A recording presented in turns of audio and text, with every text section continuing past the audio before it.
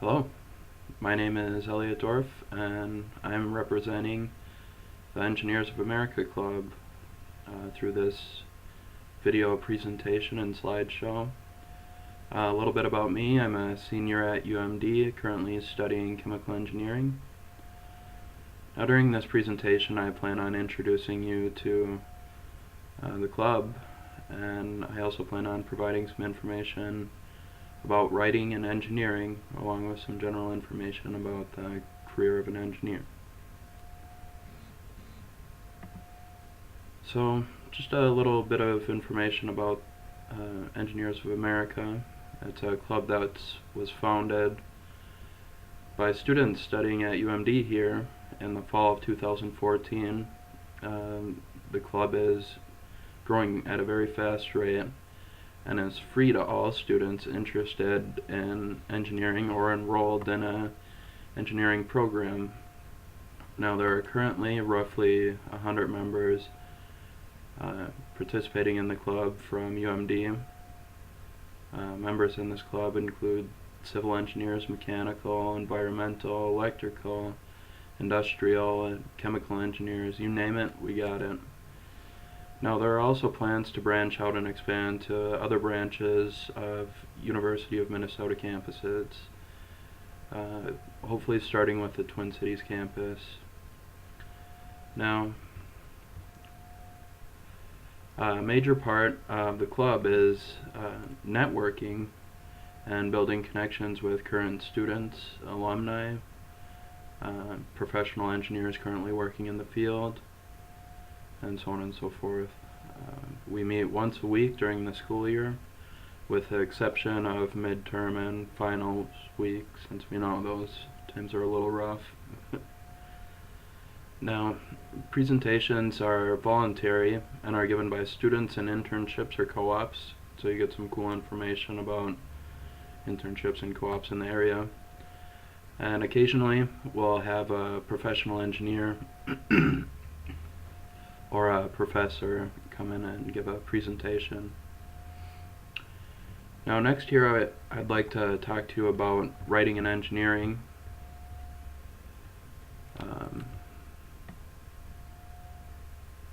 For those of you who are unaware, engineers are not exempt from writing. During the senior year and many engineering programs at UMD, students are required to write extensive reports for senior labs that can reach 50 plus pages. I'm not kidding. This is real. I know I'm not happy about it either. So, also engineers new to the workforce are often required to present peers and superiors and write technical reports. So, 3 important parts of writing I would like to touch on are knowing your audience, planning your message, and being prepared. Knowing your audience means designing your writing or presentation to be both appealing and understandable to your audience. Planning your message involves creating a message that is meaningful and well thought out.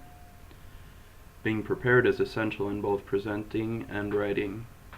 Successful presentations require practice. Practice, practice, practice. With a video, in front of a friend, in front of a mirror, it doesn't matter. Practice. And successful writing requires a lot of time and hard work.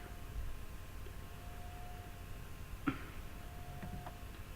next year I want to talk about the typical audience engineer may write to or present to. Now, this can vary a great deal over the career of an engineer, but engineers starting in the field are usually required to present and write reports to peers, maybe subordinates, and superiors. As the career of an engineer progresses, they may be asked to report to senior management, which may include individuals that are not engineers. This means having to communicate with business majors and entrepreneurs. It is important that communication is done in a clear manner so that your audience understands the message you are conveying. A concise message is essential. The art of a piece of writing or presentation is in preparing a message that conveys the point in the most efficient manner. I know we've all read through textbooks or endured presentations that get bogged down in unnecessary chatter, jibber-jatter, repetition, and more nonsense like such. Now, if you haven't endured this yet, you might be new to college. Enjoy it. Now, the textbooks are full of repetition and lessons that seemingly always take the long way home. That's not fun. Now, next you might be saying or asking to yourself, why do engineers write anyway? I thought we just needed to know math, physics, maybe chemistry, statistics. Why don't we leave the writing to the writers and let us do what we do best, right? However, that train of thought isn't how the real world works. Engineers are required to document their work for a variety of reasons. Experiments that need to be repeated, and detailed documentation is needed for this to happen. It's hard enough following a cooking instruction on the back of a box of macaroni and cheese, let alone a titration with hydrochloric acid and an aluminum compound.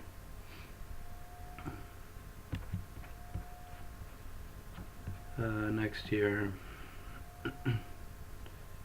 So there are many stringent fields that require documentation by law. I mean, I'm sure you can think of a few.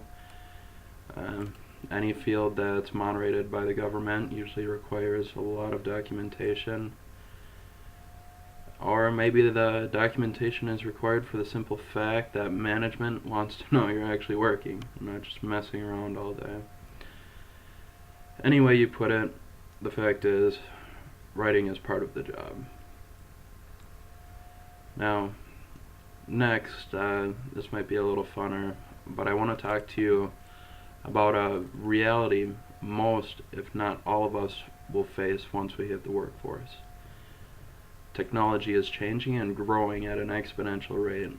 You will more than likely have to have an encounter with a coworker, supervisor, or business partner who hasn't kept up with technology. Working with these people may seem like an inconvenience, or sometimes just plain old funny. You may think that I'm being harsh here, but the reality is, in the workplace, talk to any adult or a person with a real adult job. What does this mean for you, you may ask? It presents distinct opportunities and challenges to be mindful of. Cool new technology to increase the appeal and value of your writing and presenting. That can be something to look forward to. I mean, take this for example. Imagine if you had PowerPoint, a massive screen to put it on, and speakers to pitch ideas to your boss back in the early 1900s. They'd be blown away. After your audience got over the surprise and quit accusing you of being a witch, the advantage of the technology will have given you would be indispensable. You would be indispensable. Taking advantage and keeping up with future technology will give you a similar advantage. Maybe not quite to that extreme, but the idea is kind of the same. On the other side of this coin, we have the disadvantage of new technology. If you are unable to keep up with technology at some point in your career, you may be looked at like an old typewriter, a little outdated. The fact is that keeping up with technology takes hard work. But as an engineer, your job is pretty likely to depend on it. So, how do you prepare for your career as an engineer? In Engineers of America, our club, there are many volunteer presenting opportunities. I want to emphasize volunteer because I don't want to scare you away from our club. It's not required. Class projects and presentations are also a great opportunity to build your writing and presenting abilities. The fact is that these projects are required, so you may as well challenge yourself and approach these projects seriously. For some students, class projects may be the only experience gained prior to entering the engineering field. Lastly, if you have any questions about these slides, anything I've said here, please feel free to email me. I've listed my email here. You can also talk to me in person if you see me on campus. Now I've also listed the club email address, which is moderated by one of the administrative members of the club, and they can also answer any questions you may have about the club. This last slide here just shows some citations where I gathered information from for this presentation. Thanks for listening, and have a good day.